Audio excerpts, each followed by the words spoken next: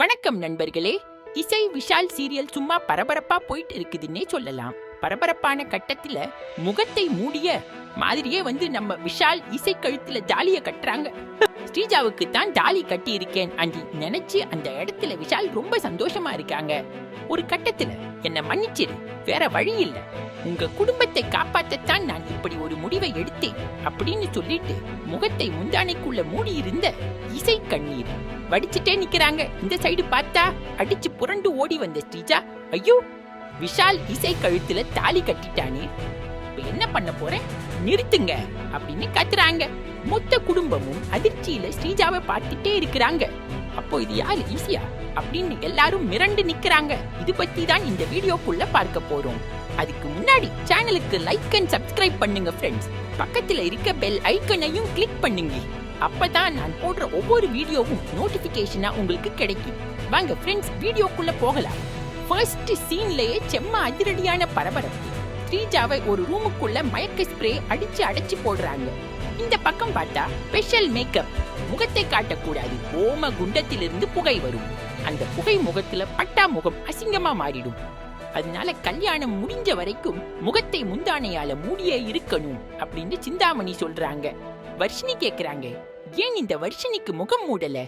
அதுக்கு இது சாதாரண மேக்கப், ஸ்பெஷல் மேக்கப், ஒன்லி ஸ்ரீஜாவுக்கு தான் அப்படின்னு சொல்லி இசையை சந்தோஷமா கூட்டிட்டு போறாங்க. சுபத்ரா கேக்குறாங்க, ஸ்ரீஜா எதுக்காக முகத்தை மூடி இருக்கா? அதுக்கு பதில் ஸ்பெஷல் மேக்கப், போட்டோக்கு நல்லா இருக்கும் அப்படின்னு சிந்தாமணி சொல்றாங்க. என்னமோ பண்ணுங்கம்மா அப்படின்னு சுபத்ரா ஒத்துக்கிறாங்க. அப்புறம் தாலியை எல்லாகிட்டமும் ஆசீர்வாதம் வாங்கிட்டு வராங்க. பொண்ணு அழைச்சிட்டு வாங்கன்னு சொல்றாங்க.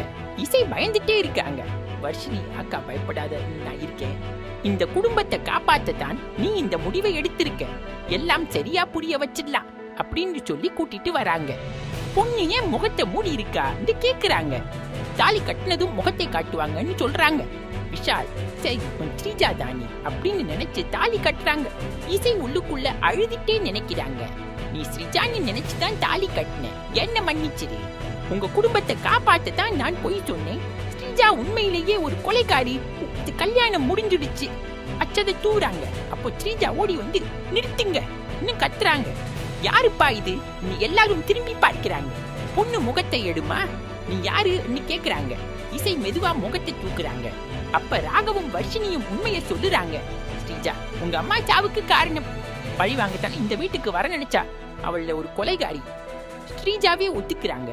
ஆமா, பழி வாங்கணும்னு நினைச்சேன், ஆனா இந்த இசை என் திட்டத்தை கெடுத்துட்டா. சுபத்ரா நடுங்கி போறாங்க. என் வீட்டுக்கு மருமகளா வராம தடுத்த இசைக்கு நன்றி, நீதான் என் மருமக அப்படின்னு இசையை ஏத்துக்கிறாங்க. பானுமதி கோபத்துல இதுக்கெல்லாம் காரணம் இந்த இசையும் வர்ஷினியும் அப்படின்னு நினைச்சுக்கிட்டு ஸ்ரீஜாவை கூட்டிட்டு கிளம்புறாங்க. இதோட இந்த எபிசோடு முடிவடைகிறது. ஃப்ரெண்ட்ஸ், அடுத்த எபிசோட்ல என்ன நடக்க போகுதுன்னு பார்க்க ரெடியா இருங்க.